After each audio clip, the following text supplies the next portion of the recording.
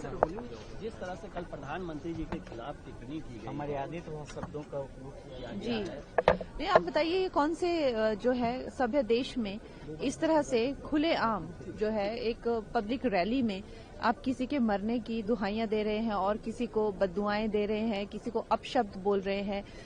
Politics का मतलब ये नहीं है कि हम लोग की विचारधाराएं अलग हैं, लेकिन इसका मतलब ये नहीं है कि हम दुश्मन हैं।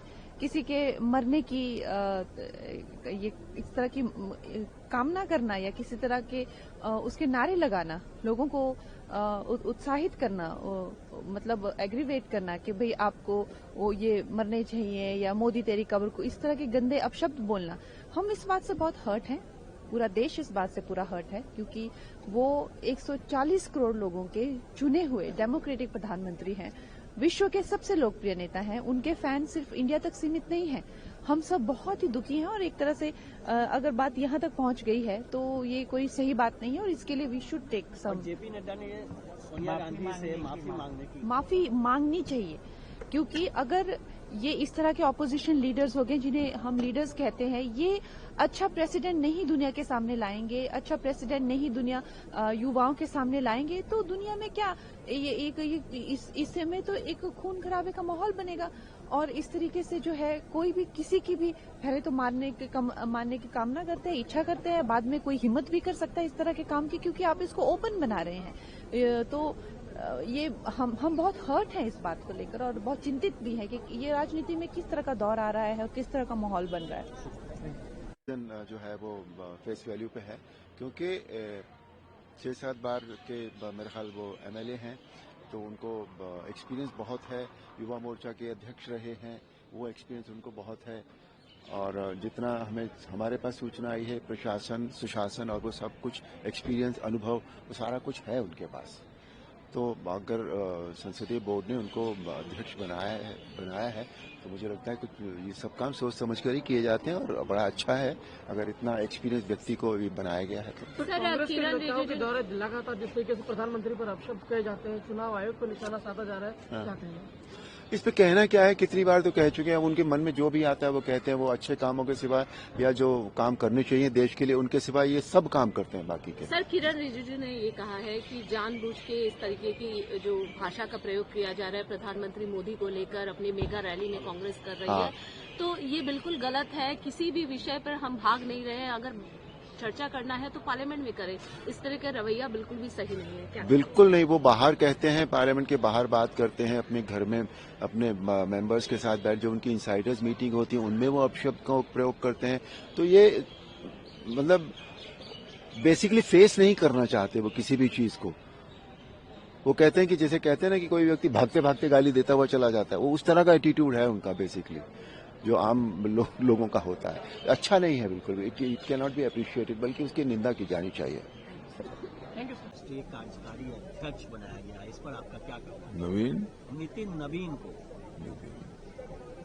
हाँ, मतलब नितिन नवीन जी बिहार के सीनियर लीडर भी है। वो 5-6 बार विधानसभा में चुनकर भी आए हैं और अभी वो मतलब बिहार सरकार में मंत्री भी है। तो मुझे लगता है कि भारतीय जनता पार्टी सभी जाति धर्म के लोगों को अच्छे अच्छे पोस्ट पर लेना चाहते हैं।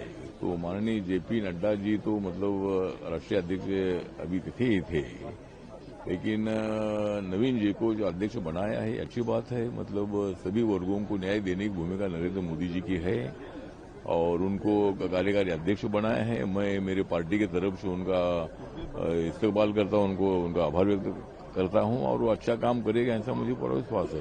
और कल कांग्रेस पार्टी की रैली थी रामलीला मैदान में, वोट चोर गद्दी छोड़ रैली थी, और उसके बाद जयपुर में कांग्रेस की जयपुर सिटी की अध्यक्ष ने, महिला ने जिस तरह से प्रधानमंत्री नरेंद्र मोदी जी पर टिप्पणी की और कहा कि मोदी तेरी कब्र खुदेगी, आज नहीं तो कल खुदेगी, और इसको लेकर आज जेपी नड्डा ने राज्यसभा में सोनिया गांधी से माफी मांगने की मांग की है, तो लोकसभा में भी मांग उठी है। मुझे लगता है कि कांग्रेस पार्टी एकदम परेशान है, क्योंकि सत्ता से बाहर रहकर मतलब वो अस्वस्थ है और नरेंद्र मोदी जी ने उनको ऐसा धक्का दिया है कि बहुत जल्दी कांग्रेस पार्टी सत्ता में आना बहुत बड़ा मुश्किल है।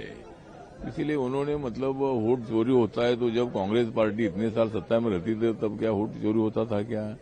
मुझे लगता है कि वोट चोरी का आरोप बेबुनियाद है और कांग्रेस पार्टी इसकी राजनीति कर रही है और वो कितना भी मतलब राजनीति करे उसको उनका फायदा होगा नहीं।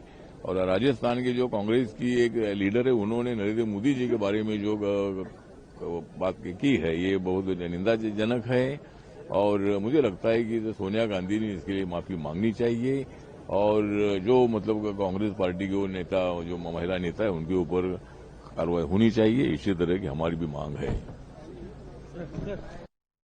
संजीत, भारतीय जनता पार्टी को नया कार्यकारी अध्यक्ष मिला है नितिन नवीन के रूप में, बिहार से आते हैं और आप जिस स्टेट से आते हैं उसके पड़ोसी स्टेट में वो अपनी सांगठनिक क्षमता भी दिखा चुके हैं, क्या कहना है? ये भारतीय जनता पार्टी की विचारधारा स्पष्ट है कि नए नेतृत्व को न केवल उभारने का काम युवाओं में, पूरे देश के युवाओं में अब जोश आ गया है और जिस प्रकार से कांग्रेस में परिवारवाद चलता है, हम में राष्ट्रवाद चलता है।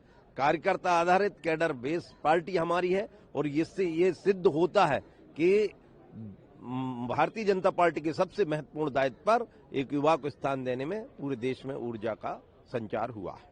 लेकिन इस आप नेतृत्व की बात करते हैं, कहते हैं कि राष्ट्रवाद की बात है, लेकिन कांग्रेस पार्टी तो कहती है कि भारतीय जनता पार्टी वोट चोरी करके चुनाव जीतती है। प्रधानमंत्री जी को रैली में गालियां तक दी जा रही हैं।